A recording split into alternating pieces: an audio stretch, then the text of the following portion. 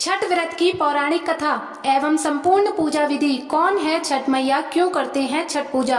कार्तिक शुक्ल पक्ष की षष्ठी को छठ पर्व मनाए जाने का विधान है। ये 4 दिवसीय पर्व मुख्य रूप से बिहार में मनाया जाता है।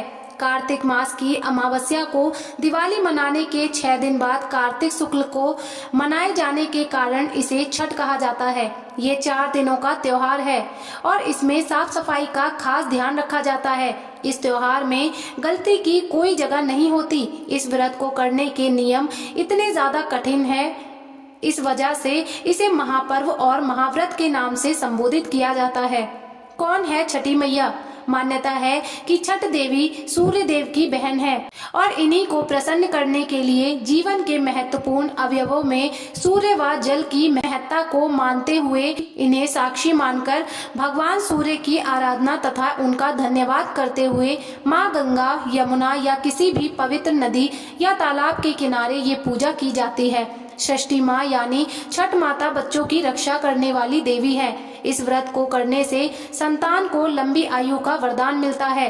मार्कंडे पुराण में इस बात का उल्लेख मिलता है कि सृष्टि की अधिसृष्टि प्रकृति देवी ने अपने आप को 6 भागों में विभाजित किया है।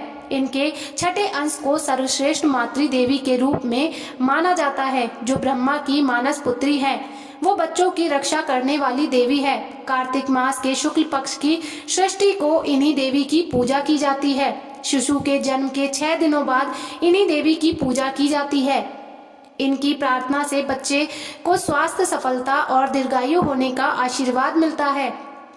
पुराणों में इन्हीं देवी का नाम कात्यायनी बताया गया है, जिनकी नवरात्रि की षष्ठी तिथि को पूजा की जाती है। छठ पर्व का तीसरा दिन सबसे खास होता है, क्योंकि इस दिन महिलाएं 36 घंटों का निर्जल व्रत शुरू करती हैं। संध्या में डूबते सूर्य को अर्घ दिया जाता है, तो अगले दिन उगते सूर्य की पूजा होती है।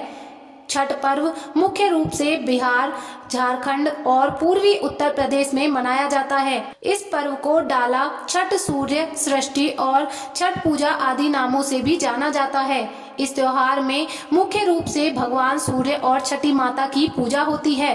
छठ व्रत पूरा करने से पहले इसकी कथा पढ़ना जरूरी माना जाता है। आइए सुनते हैं छठ व्रत की पौराणिक कथा। कथा के अनुसार प्रियव्रत नाम के एक राजा थे। उनकी पत्नी का नाम मालिनी था। राजा प्रियव्रत और उनकी पत्नी मालिनी संतान सुख से वंचित थे।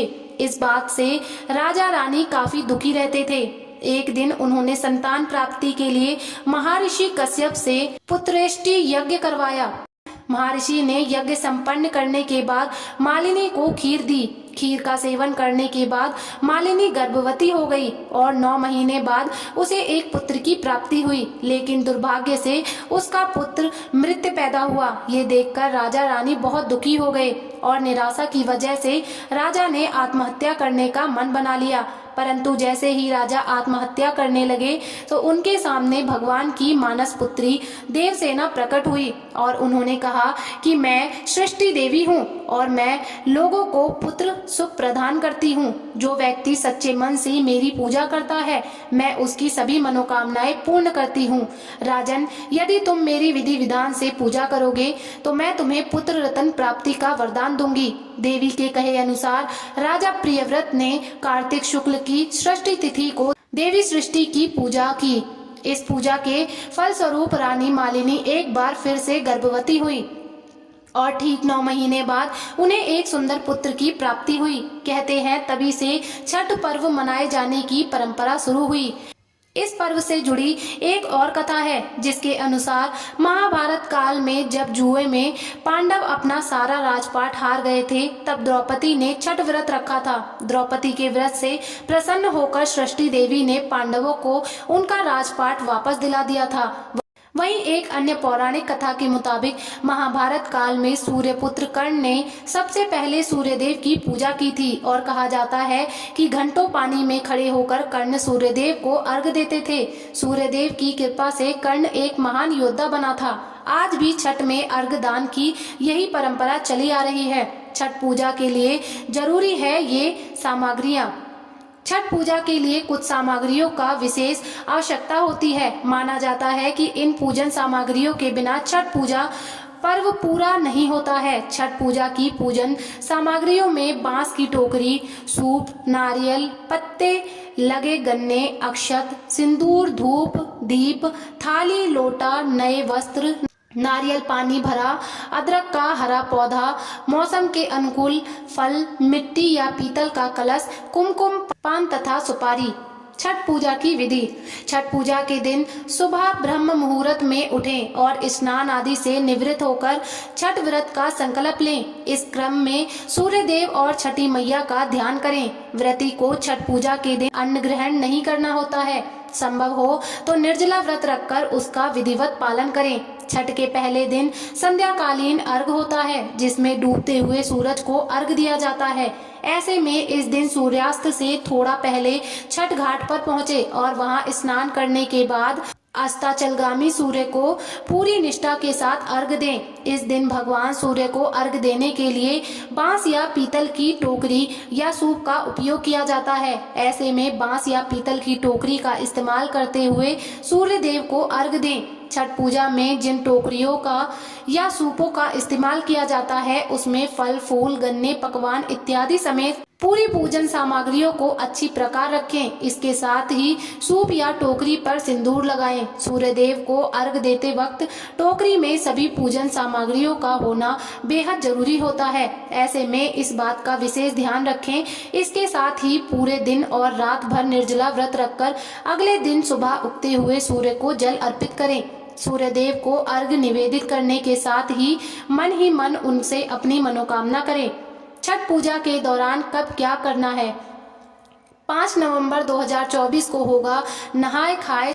छठ पूजा के पहले दिन नहाए खाए होता है। इस दिन व्रती स्नान एवं ध्यान करने के बाद कद्दू भात का सेवन करती है। छठी व्रती को नहाए खाए के दिन शुद्ध और सात्विक भोजन ग्रहण करना होता है। इसके साथ ही इस दिन जब छठ व्रती भोजन कर लेती है, तभी घर के अन्य सदस्य भोजन करते हैं।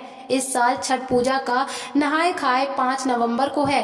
6 नवंबर 2024 को खरना छठ पूजा के दूसरे दिन खरना करते हैं। इस दिन व्रती महिला स्नान के बाद चावल और गुड़ की खीर बनाकर खरना माता को अर्पित करती है। इस प्रसाद को मिट्टी के नए चूल्हे पर आम की लकड़ी से आग जलाकर मनाया जाता है। शाम को पूजा के बाद घर सभी सदस्य पहले खरना प्रसाद ग्रहण करते हैं, फिर भोजन करते हैं।